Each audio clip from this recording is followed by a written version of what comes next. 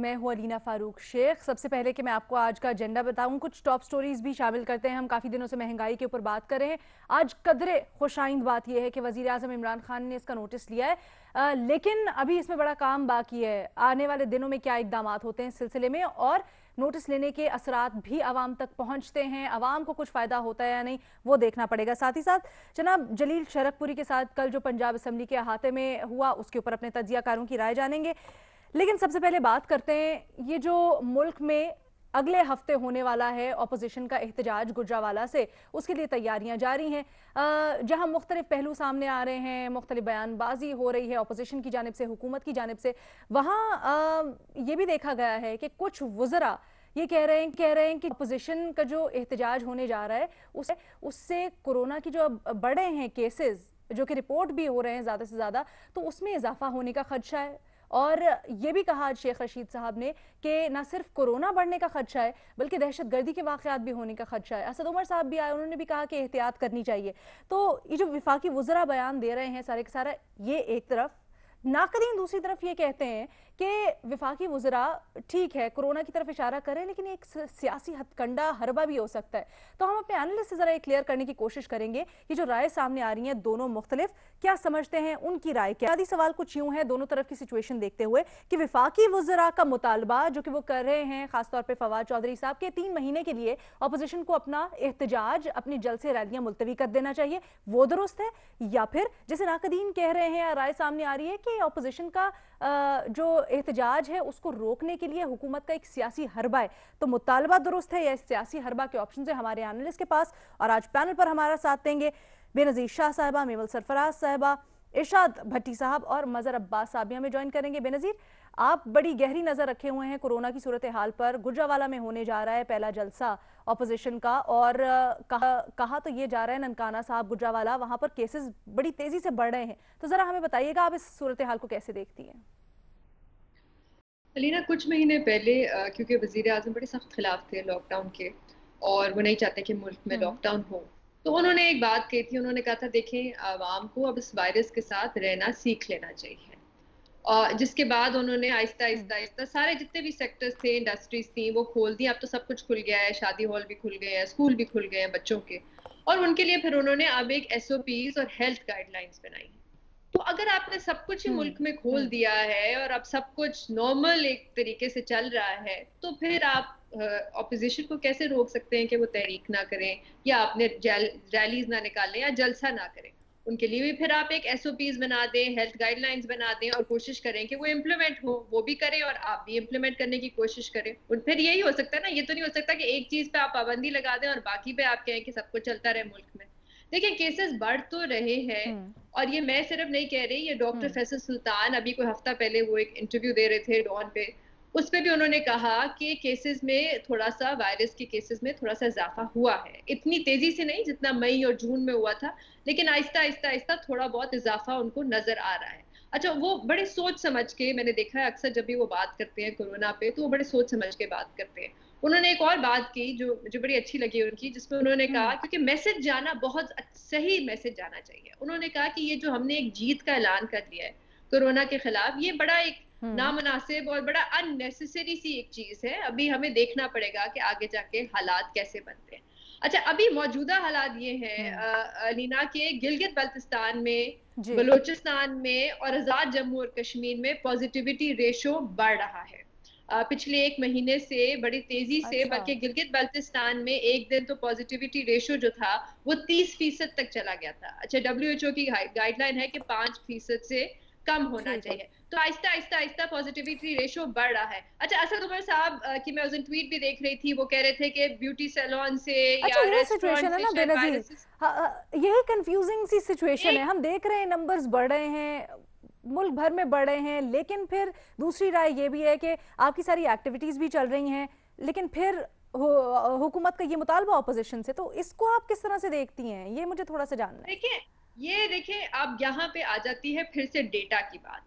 अगर अब असद उमर साहब कह रहे हैं कि सैलून से या रेस्टोरेंट से केसेस बढ़ रहे हैं, तो आप हमें बताएं, हमारे सामने डेटा रखें। आपने कुछ स्मार्ट सैम्पलिंग की है रेस्टोरेंट्स में जाके, शादी हॉल में जाके, ये तो आपने बस एक बात कर दी और बात करके खत्म कर दी। ये डेटा अभी तक हमें सही तरह आवाम को नहीं मिल रहा, और पिछले 6 महीने से डेटा की बहुत मेजर शॉर्टेज है। जब केसेस कम होते हैं तो हमें बताया जाता है कि ऐलान कर दिया जाता है, आरओ भी बता देते हैं, पॉजिटिविटी रेशियो भी बता देते हैं। जब केसेस बढ़ते हैं तो अभी देखें, असद उमर साहब ने हमें ये नहीं बताया, या डॉक्टर फैसल सुल्तान साहब ने हमें ये नहीं बताया कि गिलगित बल्तिस्तान में पॉजिटिविटी रेशियो बढ़ रहा है। और ये WHO की रिपोर्ट्स हैं, रोज आती हैं, जिसमें ये लिखा हुआ है। देखिए अलीना, इससे तो क्या लग ये रहा आप है, इस तरफ मुझे इशारा ये रहा कर है रही हैं कि कि सियासी, हाँ मुझे ये लग रहा है कि अभी हुकूमत जी जी क्या, जी, शायद उन्होंने ये फैसला कर लिया है कि अगर केसेस क्योंकि बढ़ तो रहे हैं और जितने और बढ़ेंगे वो इसका सारा मलबा जो है वो ऑपोजिशन की तहरीक पे डाल देंगे। लेकिन दूसरी तरफ अलीना, ये भी कहना अच्छा, बहुत जरूरी है कि पब्लिक गैदरिंग से वायरस फैलता है, इसमें कोई शक नहीं है। तो ऑपोजिशन को भी एहतियात करनी चाहिए और कोशिश करनी चाहिए कि वो एक मैसेज भेजे, उनकी क़यादत एक मैसेज भेजे अपने कारकुन को कि आप मास्क पहने, आप सोशल डिस्टेंस रखें, ताकि वो अपने कारकुन की जो सेहत की हिफाजत है और जान की हिफाजत हो। लेकिन क्योंकि देखिए, हम ये पहले वाले भी ना, खत्म। ये वाला पॉइंट बिल्कुल सही है आपका बेनजीर, लेकिन ये मैं मज़हर साहब की तरफ थोड़ी डिस्कशन लेके चलती हूँ। मज़हर साहब, बिल्कुल सही निशानदेही की है बेनजीर ने कि अपोजिशन को जिम्मेदारी का मुजाहरा करना चाहिए, अपने कारकुनान को कहना चाहिए, लेकिन हम पहले देख चुके हैं, वो अदालती पेशियां हों या बाकी सब कुछ, जब इतना जलसे का माहौल होता है, जोश और जज्बा होता है, आप कैसे कंट्रोल कर सकते हैं इस चीज़ को कि SOPs का ख्याल रखें? देखिए, हमने तो अभी तो गिलगित बल्तिस्तान में इलेक्शन होने जा रहे हैं। अभी इलेक्शन कैंपेन होगी, इलेक्शन कैंपेन में रैलीज निकलेंगी, रैलीज में सूरत हाल क्या होगी, तो हम इलेक्शन करने तो जा रहे हैं उसमें। अब वो भी एक सवाल है। दूसरा ये कि हमने पहले दिन से एक बिल्कुल प्योरली हेल्थ इशू को हमने पॉलिटिकल इशू बनाया हुआ। आप सोचें कि लड़ाई किस पे शुरू हुई थी? विफाक और सिंध के दरमियान लॉकडाउन और स्मार्ट लॉकडाउन, यानी लॉकडाउन को ऐसे कंडेम किया गया जैसे पता नहीं क्या क़यामत कर दी थी सिंध ने। हालांकि उस स्टेज पर लॉकडाउन बहुत ज़रूरी था और उसी वजह से एक रीज़न था जिस वजह से चीज़ें कम हुई। स्मार्ट लॉकडाउन भी बिल्कुल ज़रूरी था। लॉकडाउन आप बड़े लंबे अरसे के लिए नहीं कर सकते थे, लेकिन हमने बजाय इसके कि बैठ के इस इशू को पॉलिटिकल लीडरशिप, दोनों हुकूमतें बैठ के आसानी से इस चीज़ को रिजॉल्व करती, हमने इसे एक पॉलिटिकल इशू बना लिया। और उसके बाद सिंध जो है वो विफाक को तनकीद का निशाना बनाता, विफाक सिंध को नतीजा। अब ये चीज़ ट्रिकल डाउन हो गई है। फिर हमने देखा कि तरावी के मसले पे, हमने मुहर्रम के मसले पे, और हम किसी भी चीज़ को रोक नहीं सके। अब वो बीमारी खुद ब खुद, ये आपको शुक्र अदा करना चाहिए कि बीमारी उस तरीके से नहीं फैली, वरना हमने कोई कसर नहीं छोड़ी थी। आज भी आप चले जाएं, दुकानों पे जरूर लिखा होता है कि मास्क के बगैर इजाजत नहीं है, लेकिन आप चले जाएं चंद को छोड़ के, वहां बिल्कुल अलाउ करते हैं उस चीज में। लेकिन एंटरटेन करते हैं पॉलिटिकल आपको, बिल्कुल सही कह रहे हैं। आप देखें, मिनिस्टर्स के लेवल पे देखें, काबीना के अंदर देखें, कितने लोग मास्क पहने होते हैं।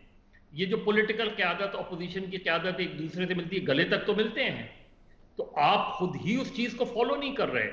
इसकी ये बहुत इंपॉर्टेंट है। अब आप जलसा करें, फर्ज करें जलसा करें, तो वॉलंटियर्स होते हैं ना जो गेट के ऊपर खड़े होते हैं, आप और कुछ नहीं, कम से कम आप मास्क पहने।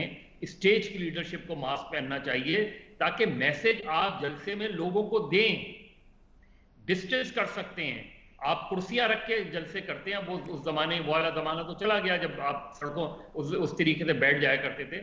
उसमें आप डिस्टेंस कर सकते हैं, ये चीजें फॉलो कर सकती हैं। और मेरा पॉलिटिकल यही पॉइंट है मज़हर साहब, लेकिन ग्राउंड रियलिटी से बिल्कुल मुख्तलिफ है। बेशक कुर्सियां वर्सियां लगी होती हैं, लेकिन जब पिंडाल भरना शुरू होता है तो फिर तो वो सब कुर्सियां साइड पे हो जाती है, कल्चर एक मुख्तलिफ किस्म का डेवलप हो गया है, फिर जोश और जज्बा होता है, तो बिल्कुल तो वो एक अलग सी लीना, कैफियत होती है लोगों की। ये तो खतरा भी है और खदशा भी है। कोरोना तो फैलेगा, जिस तरीके से दुआ करें कि उस तरीके से ना फैले, क्योंकि चाहे वो पॉलिटिकल रैलीज हो, वो गवर्नमेंट के मिनिस्टर्स जिस तरह बात करते हैं, वो एक जेन्युइन इशू भी पॉलिटिकल इशू बना देते हैं। हालांकि अगर आपने वाकई संजीदगी से इस डिस्कस करना है तो असद उमर को चाहिए, असद उमर साहब को चाहिए, वैसे तो वजीर आजम को चाहिए, लेकिन वजीर आजम का तो नाराजगी का वो जो चल रहा है वो पिछले 2 साल से चल रहा है। असद उमर कम से कम पॉलिटिकल लीडरशिप, ऑपोजिशन की लीडरशिप को बात तो करें, बुलाएं, बैठे तो बात तो करें कम से कम, ठीक है, वरना आपके ख्याल में उससे पहले ये सिर्फ सियासी हरबा है। यही बात मैं आगे लेके चलती हूँ महमल के पास। महमल, निशानदेही मज़े साहब ने बिल्कुल सही की है। अभी कल ही देख लीजिए वजीर आज़म खिताब कर रहे थे, उस हॉल में भी लोग भरे हुए थे, एज सच किसी ने मास्क नहीं पहना हुआ था। फिर प्रेस कॉन्फ्रेंसेज में हम ये देखते हैं वो ज़रा साथ साथ जोड़ के बैठे होते हैं, किसी ने SOPs का ख्याल नहीं रखा होता, मास्क नहीं पहने होते। तो क्या खुद पहले इसको प्रैक्टिस करने की ज़रूरत है, इसलिए ये जो दूसरी राय आई है ये लोगों को ज़्यादा वो कर रही है, तशवीश हो रही है लोगों को? देखिए रीना, बात यह है कि जैसे कि मदर साहब बेनज़ीर उन्होंने बात की कि कोरोना के केसेस तो बढ़ रहे हैं, इसके अंदर तो कोई शक है ही नहीं। हमारे आप ये देख लिया, और उसकी जो भी वजह है, साइंटिफिक रीजन जाहिर बात है हमें तो अभी नहीं पता। कुछ लोग कहते हैं मौसमियाती तब्दीली है, यानी कि जब सर्दी की तरफ जाएंगे तो शायद वो वजह होगी। एक वजह ये भी हो सकती है कि शायद हम लोग इतने रिलैक्स हो गए क्योंकि माशाल्लाह एक काबू पा लिया गया, और एक हम बड़े लकी रहे इस तरीके से। और आप देखिए कि हुकूमत जो है उन्होंने ये भी बार बार कहा है कि उन्होंने कामयाबी से कोरोना का मुकाबला किया है। तो अब वो खैर और कुछ अरसे से वो SOPs की बात कर भी रही है हुकूमत। ये to be fair to the government, वो लोग कर रहे हैं काफी अरसे से SOPs के, जी SOPs फॉलो करें वरना फिर जो है उसके कॉन्सिक्वेंसेज होंगे।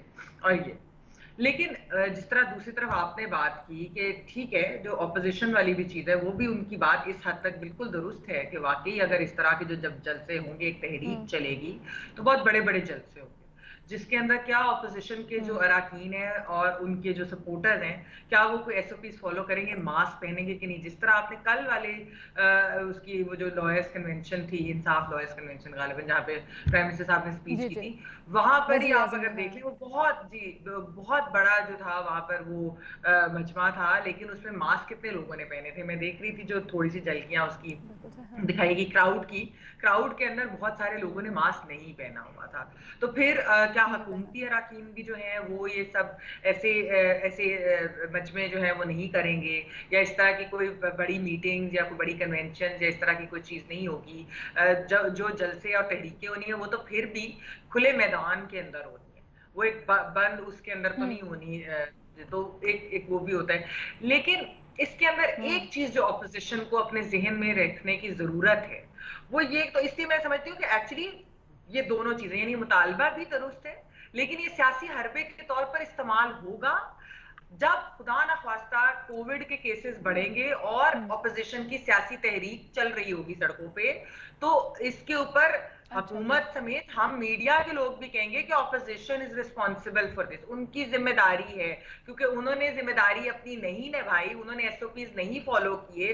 तो ये कोरोना के जो बढ़ते हुए केसेस हैं ये लिंक्ड है। जिस तरह आपको याद होगा कि हमने उस वक्त जब ये कोरोना के केसेस जब शुरू में पाकिस्तान के अंदर हुए थे, तो वो जो इज्तिमा था, तबलीगी इज्तिमा था, उसकी बात हुई थी कि वहां पर उधर से केसेस स्टार्ट हुए, फिर एक राफ्तान वाली चीज हुई थी। तो ये तो फिर होगा, ऑपोजिशन को फिर इसके लिए तैयार रहना चाहिए कि उनके ऊपर अगर पाकिस्तान में दोबारा से एक और लहर आई कोविड की तो फिर इसका ब्लेम उन्हीं पर आएगा अगर SOPs नहीं फॉलो किए गए और उनके तहरीक और मजमा इतने बड़े होंगे। मुतालबा भी दुरुस्त है, लेकिन अगर कोरोना बढ़ा जो खदशा जाहिर किया जा रहा है तो फिर ठीक है, ऑपोजिशन के खिलाफ सियासी हरबे के तौर पर इस्तेमाल होगा। क्या लगता है आपको इरशाद भट्टी साहब, क्योंकि जो नाकदीन तनकीद कर रहे हैं बहुत ज्यादा इस पॉइंट पे कर रहे हैं कि जी सब कुछ खोल दिया मुल्क में, एज सच SOPs के ऊपर भी बहुत ज्यादा आप नहीं अमल दरामद करवा रहे, कह जरूर रहे हैं लेकिन जो सख्ती होनी चाहिए वो नहीं हो रही। लेकिन इस टाइम पे खास तौर पे ऑपोजिशन के एहतजाज से पहले इस चीज को पिन पॉइंट करना, तो नाकदीन ये कहते हैं जब सारे आपके टैक्टिक्स फेल हो गए तो आपने शायद कोरोना को गार्ड बना लिया। पहली बात मैडम शेख के जो आपके सवाल का यानी दो ऑप्शंस हैं, मैं दोनों ऑप्शन इस्तेमाल करूंगा कि यानी ये सियासी हरबा भी है और एहतियात का एक मशवरा भी हो सकता है। नीयतों के भेद तो अल्लाह जानता है, लेकिन जो मौजूदा सूरत हाल है उसमें दोनों लगती हैं मुझे।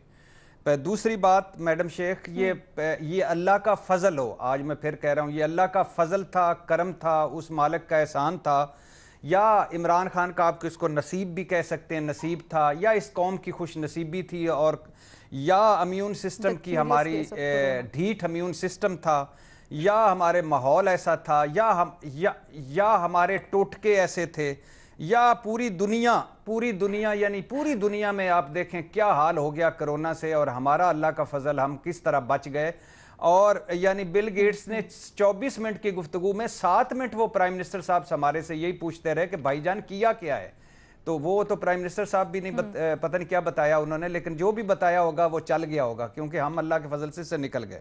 अब बिलाशुबा दूसरी लहर है, बिलाशुबा केसेस बढ़ रहे हैं, बिलाशुबा कोरोना ख़त्म नहीं हुआ, लेकिन अवाम को ये इस मुल्क का हाल देखें। अल्लाह का फजल मैंने कहा हम पे है, लेकिन इस मुल्क का हाल देखें। अवाम ज़ायरीन वो जो ईरान वाले थे वो भी हम भुगता चुके, तबलीगी जमात भी भुगता चुके, रमज़ान तरावी भी भुगता चुके, यौम अली भी भुगता चुके, जनाजे भी भुगता चुके, ईदें भी भुगता चुके, शॉपिंग भी भुगता चुके, और गैदरिंग भी हम सारी, और शादियां भी मैंने अपने सेक्टर में इस्लामाबाद में शादियां होते भी देखी। तो ये अवाम है, और अवाम कह रही थी, आज भी कहती है, कल भी कहती है, कह रही थी कि ये इसराइल अमेरिका की साजिश है और हाथ मिलाने से कोरोना नहीं फैलता, बेफिक्र हो जाएं। अच्छा, और पूछते थे कोरोना किधर है भाईजान। अच्छा, दूसरा हुकूमत क्या थी, हुकूमत कह रही थी ये फ्लू है, वजीर आज़म साहब ने कहा फ्लू है, खतरनाक है, बूढ़ों को नहीं लगता वगैरह। अरशद उमर साहब ने फरमाया कि इससे ज्यादा बंदे तो ट्रैफिक हादसे में मर जाते हैं, तो क्या आप ट्रैफिक भी बंद कर देंगे। तो अपोजिशन क्या थी, बातें ही बातें, बातें ही बातें, कमाल बातें, भाषण, तकरीरें, और अमली तौर पर यह हाल था कि उनकी पेशियों पर उनके अपने सियासतदानों को कोरोना लग गया, यानी पेशियां हुई अदालतों में, इतनी एहतियात की कि उनके अपने सियासतदानों को कोरोना लग गया अल्लाह के फजल से। अब कोरोना जब आया तो अरूज पर था, तो हुकूमत का क्या मौकफ था, मुकम्मल यानी हुकूमत का क्या मुकम्मल था, नो मुकम्मल लॉकडाउन, बिल्कुल भी नहीं करेंगे। अपोजिशन क्या कह रही थी, मुकम्मल लॉकडाउन। और आज अपोजिशन जलसे कर रही है, दूसरी लहर में मुकम्मल लॉकडाउन वाले आज जलसे कर रहे हैं, और जो सिलेक्टिव लॉकडाउन वाले थे वो आज कह रहे हैं कि बिल्कुल ही ये मुकम्मल इस दूसरी लहर आ गई, इससे बचो। बड़ा वैलिड पॉइंट उठाया भट्टी साहब। अच्छा, दूसरी बात, अब आप बड़ा मेहरबानी सर, बड़ी शुक्रिया, आज आपने पहली दफा मुझे कहा है वैलिड पॉइंट, मैं समझ गया हूं, वरना तो बाकियों के नसीब थे, आज मेरे भी कोरोना की वजह से नसीब जाग गए। अच्छा, आपने कभी मौलाना साहब को, मेरे प्यारे मौलाना साहब को कभी मास्क पहने देखा है? वो तो अभी जज्बा ईमानी से भुगता, कश्मीर भी भुगता के आ गए जो उन्होंने। अच्छा भट्टी साहब, क्विकली एक चीज जरा मुझे बता दे, कल मैंने आपसे वो इजलास, वो मुलाकात के बारे में पूछा था, तो आपने कहा कि कुछ नहीं, ठंड प्रोग्राम, टेंशन ही कोई नहीं। तो आज ये तलाल चौधरी साहब ने बीपर दी है और वो कहते हैं जी उसमें तो कोई बनाई जा रही थी तैयारी, प्लानिंग हो रही थी मरियम नवाज को नुकसान पहुंचाने के लिए वजीर आजम की हिदायत के ऊपर। ये क्या चल रहा है? मैडम शेख, अल्लाह किसी को भी पहली बात है कि नुकसान ना पहुंचाए, सारों को अल्लाह अपने हिफ्ज़-ओ-अमान में रखे। कोई ऐसी बात नहीं थी, कोई नुकसान पहुंचाने की बात नहीं थी, ये सारी सियासत चल रही है सब से। ये सब से, और नहीं, अब तो मैडम शेख आप देखें कि रहे इल्ज़ाम गए हैं, और ज़ुबान जो इस्तेमाल हो रही है वो देख लें, और जो इल्ज़ाम हैं वो देख लें। अब जो कल प्राइम मिनिस्टर साहब बड़े कॉन्फिडेंट थे, बड़े एतमाद से उन्होंने तकरीर की, बहुत 2020 खेला, मगर कुछ फिक्रे प्राइम मिनिस्टर वाले नहीं थे जो उन्हें नहीं बोलने चाहिए थे। और इसी तरह जो जब दूसरी तरफ नवाज शरीफ साहब ने कहना शुरू कर दिया इमरान खान के, जो सबसे हैं कि उनके दिमाग में बहुत सा भरा हुआ है। आखिरी बात मैडम शेख, एक आखिरी बात आखिरी बात के मौलाना साहब ने कभी मास्क नहीं पहना, इमरान खान ने बड़ी मुश्किल से मास्क पहना, मरियम नवाज साहबा ने बड़ी मुश्किल से मास्क कभी नहीं मैंने देखा, बिलावल पहनते हैं मास्क। तो अपोजिशन को अपने जो उसके कारकुन हैं, अपने वर्कर्स हैं, उनका खुद ख्याल करना चाहिए, हुकूमत पे नहीं जाना चाहिए। वो जैसा बेहतर समझते हैं वैसा करें, मगर अगर उनको कोई थोड़ा सा भी एहसास है तो वो उनको अपने वर्कर्स का करना चाहिए, अपना करना चाहिए। बिल्कुल सही बात। अच्छा मज़हर अब्बास साहब, हम वाक़यात की बात कर रहे हैं, तो कल जलील शरकपुरी वाला जो मामला हुआ है, पंजाब असम्बली में लोटा उनके सर के ऊपर रखा गया, और उसके बाद जिस तरह से सारा सीन टर्न आउट हुआ, आज वो कहते हैं कि जी मैं वज़ीर आज़म से भी मुलाकात करूंगा इस सारे मामले के ऊपर, इसको कैसे देखते हैं आप? देखिए, एक तो भट्टी साहब को मास्क नहीं नजर आता, मौलाना का इतना बड़ा मास्क पहना हुआ है, उन्हें नजर ही नहीं आता इस चीज को, वो जिसने कहा और ये तो वही नहीं, हमारी बहुत सी सियासी क़यादत ने ऐसे ही सर, वो तो फिर बहुत से लोगों ने मास्क पहने हुए, बिल्कुल सही कह रहे। देखिए, कल का वाकया बहुत अफसोस, लेकिन अफसोस ये वाला मास्क हमें बहुत सी चीजों से तो बचाते हैं, कोरोना से शायद बचाते नहीं है।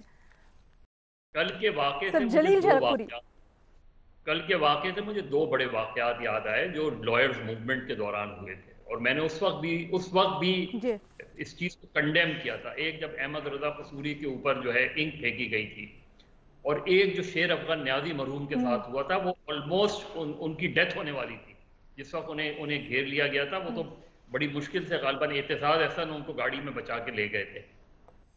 ये जब हम इतनी एक्सट्रीम पे पहुंचते हैं, अगर फर्ज करें उन्होंने आपकी पार्टी के फैसलों के मुताबिक नहीं काम किया, उन्होंने उसकी खिलाफ वर्जी की, आपने उनके खिलाफ डिसिप्लिनरी एक्शन ले लिया, आप उनको अनसीट भी करवा सकते हैं, सब कुछ कर सकते हैं। लेकिन जब आप फिजिकल होते हैं, जब आप फिजिकली किसी को ह्यूमिलिएट करते हैं, पब्लिकली अटैक करने की कोशिश करते हैं, तो उसके नताइज बहुत खतरनाक हो सकते हैं, चीजें बहुत खराब हो सकते हैं। ठीक है, हम जो लीडरशिप, ये जो हम पॉलिटिकली डिफरेंसेस को, इख्तलाफात को इंतकाम की हद तक ले जाते हैं, दुश्मनी की हद तक ले जाते हैं, और ये लीडरशिप बहुत ही खतरनाक ट्रेंड है। ठीक है जी, मुझे क्विकली ब्रेक लेनी है। हमारा पैनल इस सवाल पे डिवाइडेड है। महमद सरफराज साहब और इरशाद भट्टी साहब कहते हैं कि दोनों मुतालबा जायज़ है, लेकिन सियासी हरबे के तौर पे भी इस्तेमाल हो सकता है। बेनज़ीर शाह साहिबा ने कहा है कि बादियों नज़र में लगता है कि ये सियासी हरबा है, लेकिन अपोजिशन को एहतियात करनी चाहिए। मज़हर अब्बास साहब कहते हैं ये सियासी हरबा है, बहरहाल एहतियात ज़रूर करनी चाहिए। भट्टी साहब ने इससे बढ़ के ये कहा है कि जी अपोजिशन को ये जरूर देखना चाहिए कि उनकी वजह से कोरोना ना बढ़े। तो ये बड़ा ही इंपॉर्टेंट मैसेज है जनाब, आप सब से, ना सिर्फ ये तो सियासी जमातें हो गई, हम सब की जिम्मेदारी है कि हम लोग जिम्मेदार शहरी होने का फर्ज निभाएं, हाथ धोए, मास्क पहने। कोरोना भी खत्म नहीं हुआ है। छोटी सी ब्रेक लेते हैं, वापस आएंगे दूसरे सवाल के साथ।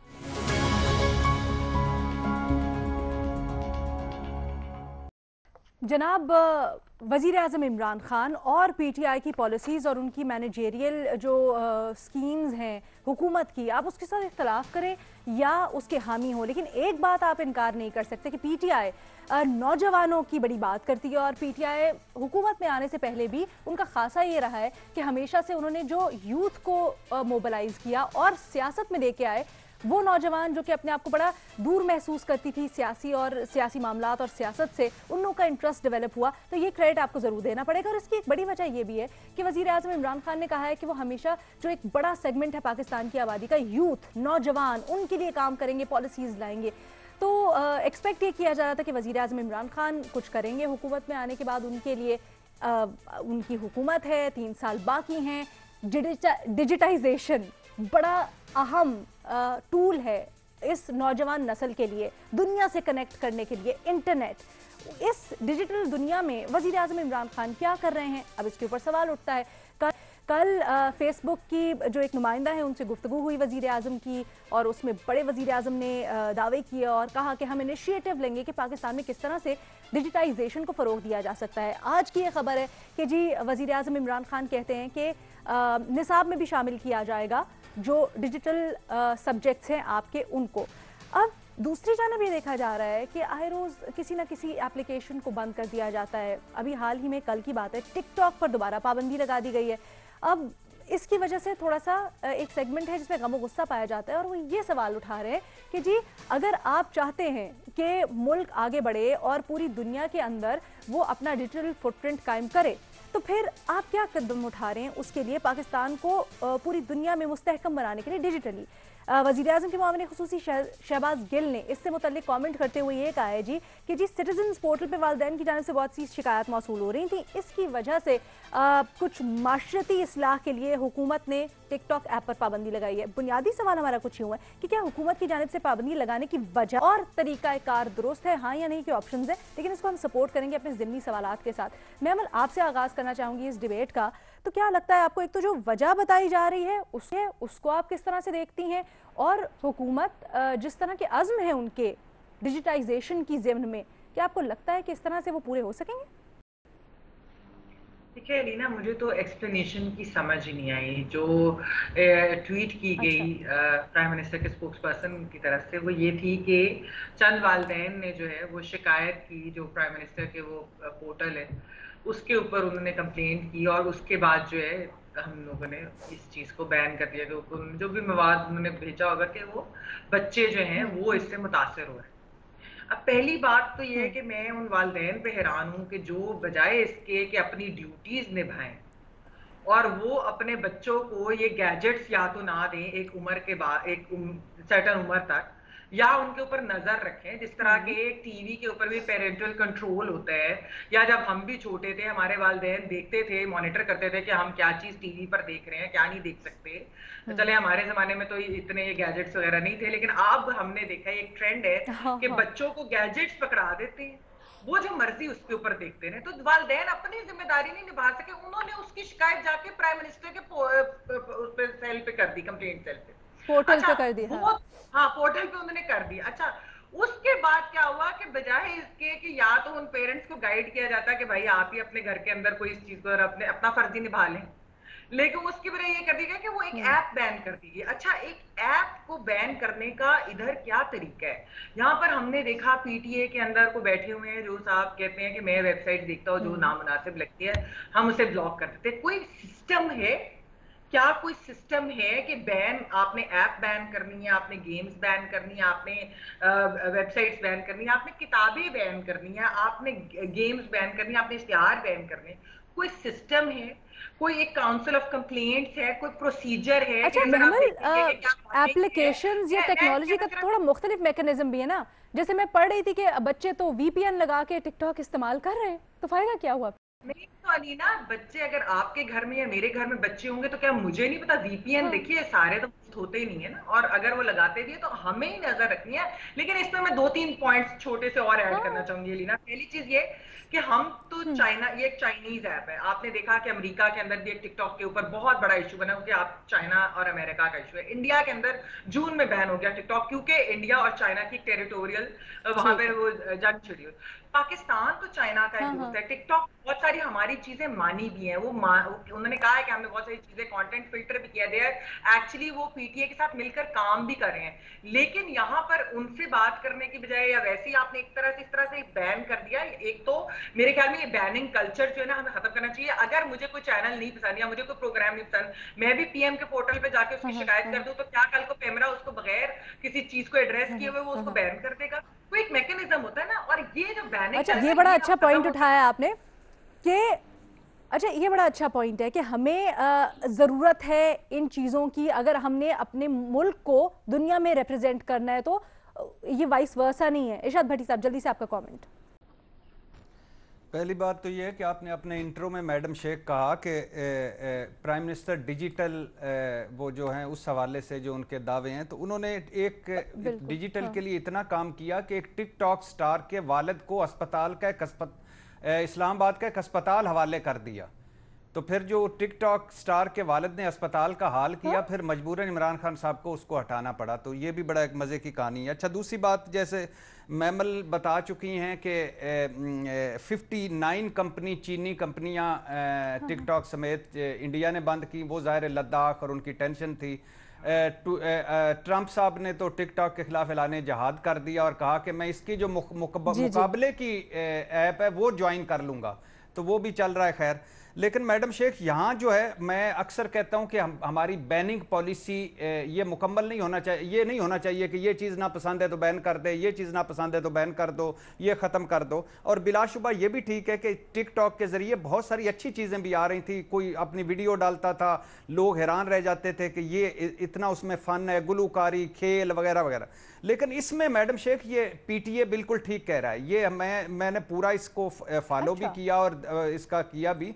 ये टिकटॉक वाले झूठ बोल रहे हैं कि हम उनके साथ मिलकर काम कर रहे हैं। ये बिल्कुल फ्रॉड कर रहे हैं, झूठे हैं। अव्वल नंबर के बात ये है कि पीटीए ने उनको कहा कि ये मुख्तसर करके 2-3 पॉइंट्स बता रहा हूं। पीटीए ने उनको कहा कि ये फाशी है या ये फलाना मवाद है, ये मजहब के खिलाफ है, इस तरह की वीडियोस आप ना डाला करें, ये डायरेक्ट अटैक होता है। उन्होंने अल्हम्दुलिल्लाह कोई उस पर असर नहीं किया। फिर उन्होंने तहरीरी तौर पर पीटीए ने लिखा, उसके ऊपर एक्शन नहीं लिया। 3 खत लिखे और कहा, मुझे ब्रेक लेनी है जल्दी से। ये मवाद हटा दें, ये मवाद हटा दें, ये कर दें, ये कर दें। और फिर भी कोई जवाब नहीं आया। और आपके ख्याल में कंप्लाई नहीं किया, तो इसलिए आपको लगता है कि आप जवाब है पीटीए, बिल्कुल सही है। आखिरी बात ये है कि वो आप भी कह रहे हैं, नहीं अब भी वो कह रहे हैं कि हम दोबारा भी बैठने के लिए तैयार हैं, अगर कुछ हमारे साथ बैठो तो सही। वो बैठ नहीं रहे। अच्छा भट्टी साहब, यहाँ पे सवाल यही ना, यहाँ पर सवाल यही बनता है, मैं एक ब्रेक लेना चाहूंगी, लेकिन सवाल यही छोड़े जा रही हूँ जो मैं आके एड्रेस करूंगी कि जी भट्टी साहब जिस तरह से कह रहे हैं पाबंदियां लगाई गई या कुछ निशानदेही की गई इन अप्रोप्रिएट कंटेंट की, लेकिन ये इन अप्रोप्रिएट क्या है, इसकी वजाहत कौन करेगा? एक ब्रेक लेते हैं, वापस आके जवाब लेंगे बेनजीर से। हम बात कर रहे हैं जी जो पीटीआई की तरफ से टिकटॉक पर पाबंदी लगाई गई है उसकी क्या तरीकाकार और पाबंदी लगाने की वजह दुरुस्त है, हाँ या नहीं के ऑप्शंस है बेनजीर। पहले तो हुकूमत को कोई हक नहीं होना चाहिए कि हमें अखलाकियात सिखाए, और या तो फिर अगर सिखानी है तो फिर हमें बताएं डेफिनेशंस क्या है उनकी, वल्गैरिटी की, इंडिसेंसी की, बिकॉज बहुत से मुल्कों में अलग अलग डेफिनेशंस होती है। तो हमारी डेफिनेशन क्या है? अच्छा, जहाँ तक टिकटॉक की बात है, पहले तो मेरे ख्याल से हम सबको फातिहा पढ़ लेनी चाहिए डिजिटल पाकिस्तान के लिए, क्योंकि अब वो ख़त्म हो गया। अब आपके मुल्क में कोई इन्वेस्टमेंट नहीं करना चाहेगा डिजिटल पाकिस्तान में, क्योंकि ये एक बड़ी अनप्रडिक्टेबल मार्केट है। यहाँ पे कोई पता नहीं होता, कल आपकी एप्लीकेशन बंद कर दें, कल आपका वेबसाइट बंद कर लें, मतलब एक रिस्क है ना, कौन इस तरह की रिस्क लेना चाहेगा? अच्छा अलीना, टिकटॉक को समझना भी बहुत जरूरी है कि ये किस किस्म की एप्लीकेशन है। ये ट्विटर और फेसबुक की तरह नहीं है, इसमें आपको पढ़ना या लिखना आना जरूरी नहीं है, सिर्फ आपके पास एक फोन हो और इंटरनेट हो और आप वीडियो अपलोड कर सकते हैं। और ये बहुत जो लोअर मिडिल क्लास है उनमें बहुत ज्यादा ये पॉपुलर थी वेबसाइट। मेरी बेटी ना एक प्रोग्राम देखती है, अमेरिकाज गॉट टैलेंट, और वो वहां पे वो दिखाते हैं, वो एक प्लेटफॉर्म देते हैं, वो शोकेस करते हैं आपका टैलेंट, पूरी वो अमेरिका से लोग आते हैं और वो अपना टैलेंट शोकेस करते हैं। एक प्लेटफॉर्म है ना अपना टैलेंट दिखाने के लिए। पाकिस्तान में कोई प्लेटफॉर्म नहीं है, टिकटॉक ने एक प्लेटफॉर्म। अच्छा ये भी तो मसला है ना, ये आप बिल्कुल सही कर रही हैं, लेकिन अब ये भी मसला है बेनजीर, क्योंकि इसके ऊपर भी एतराजात है लोगों को, एतराज तो आप जितने उठाना चाहें। बिल्कुल, लेकिन अलीना देखें, मैं अपनी बात ना मुकम्मल करना चाहूंगी, क्योंकि ये प्लेटफॉर्म इसलिए जरूरी था। जैसे एक शख्स के बारे में मैंने पढ़ा था, वो यहाँ पे किसी गांव में रहते थे, वहां पे उन्होंने अपने बच्चों के घर में वीडियो बनाना शुरू की, उसके बाद वो दुबई गए अपने फैन से मिलने के लिए, लाखों लोगों ने उनको देखा, किसी को ब्रांड का कॉन्ट्रैक्ट मिल गया, किसी को कोई कॉन्ट्रैक्ट मिल गया, कोई एड्स में आने लगा, एक प्लेटफॉर्म दिया था। हम ये बात तो बहुत दफा करते हैं ना कि टैलेंट बहुत है, प्लेटफॉर्म दे रहे थे, ठीक है उस टैलेंट के लिए। देखिए, जब ये सिर्फ टिकटॉक की बात नहीं है कि टिकटॉक को बैन किया, ये बात है सेंसरशिप की। ये बात आके सेंसरशिप पे ही खत्म होती है। आप नहीं चाहते कि आम आवाम या लोग जो है वो अपने इजहार राय की आजादी हो उनके पास, या उनके पास फ्रीडम ऑफ एक्सप्रेशन हो। अच्छा, ये बात आके खत्म सेंसरशिप पे होती है। ये जो आपने इसमें मोनेटाइजेशन का पर्सपेक्टिव, एक बात यहाँ पे करना चाहूंगी कि इस पे बहुत जल्दी यू टर्न होगा, क्योंकि चाइना के लिए टिकटॉक एक बहुत इंपॉर्टेंट सोशल मीडिया ऐप है। वो अपनी फॉरेन पॉलिसी का इसको एक हिस्सा भी देखते हैं। और वो अच्छा, जो मोनेटाइजेशन वाला आपने एस्पेक्ट उठाया ना, मैं इसको थोड़ा अवामी साइड पे लेके जाना चाहूंगी। मजहर अब्बास साहब, अभी मैं यही ट्वीट पढ़ी थी, किसी ने अपना एक्सपीरियंस शेयर किया हुआ था कि लोग इसको मोनेटाइजेशन के लिए इस्तेमाल करें, एक्चुअली जो इसके ऊपर कंटेंट, उससे बढ़ के जो एड्स बनते हैं, लोग अपना नॉर्मल नौकरी छोड़ के उसके अंदर इन्वेस्ट कर रहे थे, एड्स बना रहे थे, तो अब उसके ऊपर बड़ा सवालिया निशान खड़ा हो गया है। देखिए, एड्स की आपने बात की, मैंने तो बिस्किट खाना छोड़ दिया है। और ये जो देखिए मसला जो मेमल ने जो बात की वो बुनियादी मसला है। हमने एज ए पेरेंट, जिन लोगों ने पेरेंट्स ने ये कंप्लेंट की थी, जरा उनको बुला के पूछें तो कि आप अपने घर में अपने बच्चों को किस तरह रखते हैं। ये जो मेरी रिस्पॉन्सिबिलिटी है ना एज ए पेरेंट्स, वो मैंने छोड़ दी है।